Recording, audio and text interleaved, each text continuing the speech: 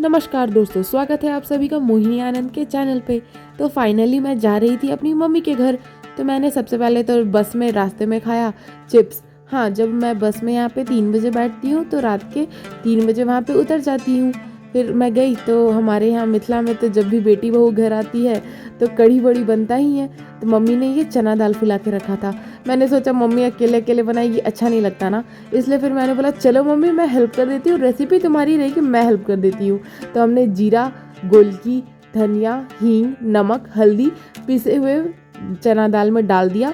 उसके बाद हमने, आप देख सकते हैं कि अभी चना दाल पिस तो गया है पर फूला नहीं है।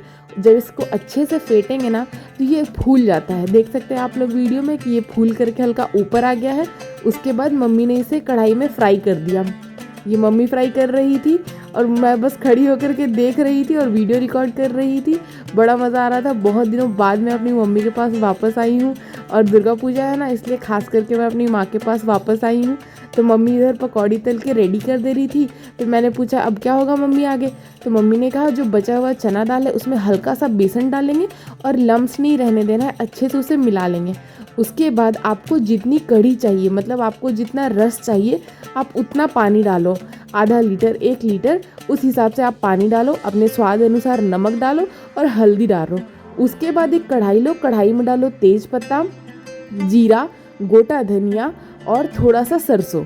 इसको डालने के बाद आपको अच्छे से, जब जीरा फूट जाता है ना, जीरा सरसों धनिया अच्छे से फूट जाए, उसके बाद आप इसमें डाल दो हींग।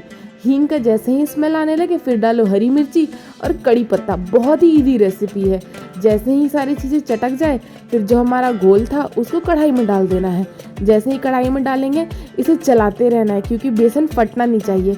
उसके बाद मम्मी ने दही को अच्छे से मिक्स कर लिया था। उसके बाद दही मिला लेने के बाद हमने कढ़ाई में जो हमारा बैटर चल रहा था उसमें जब अच्छे से उफान, 1-2 उफान आ जाएगा ना, उफान मतलब जो बुलबुला जो खौलने लगता है, जब वो खौलने लगेगा उसके बाद हम इसमें ऐड करने वाले हैं अपनी फेंटी हुई दही। जैसे ही हम इसमें अपनी फेंटी हुई दही ऐड करेंगे, याद रखना दोस्तों चलाते रहना है, रुकना नहीं है, वरना फिर दही फट जाती है। तो ये डालने के बाद मम्मी तुरंत से चलाने लगी थी।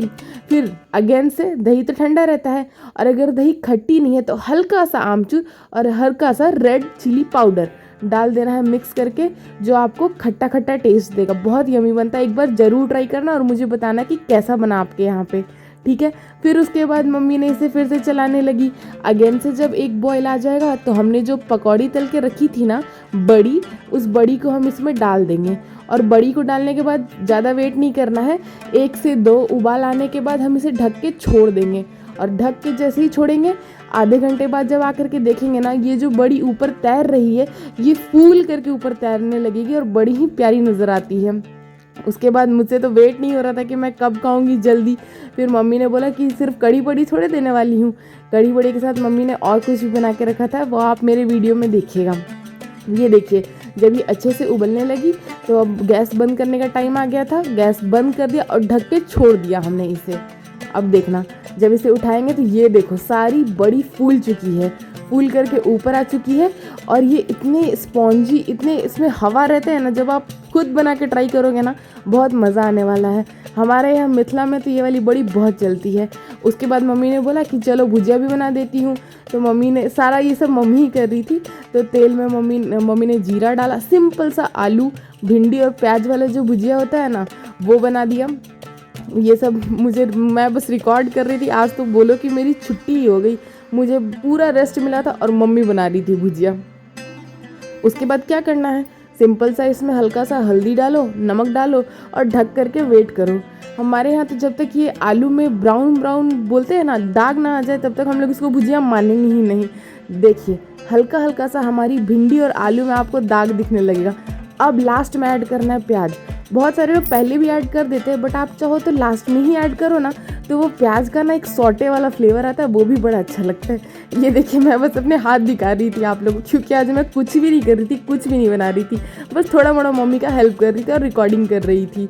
ये देखो, फिर मम्मी ने बनाई थी दाल, राहड़ की दाल बनाई थी, जिसमें सिंपल घी, जीरा, लाल वाली मिर्च और तेज पत्ता डाल करके मम्मी ने छौंक लगा दी थी।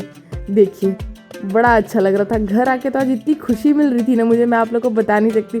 शायद आप लोग मेरे आवाज़ से समझ ही पा रहे होंगे कि मुझे घर आके आज कितनी खुशी मिली थी, क्योंकि मैं बहुत दिनों बाद अपने घर आई थी।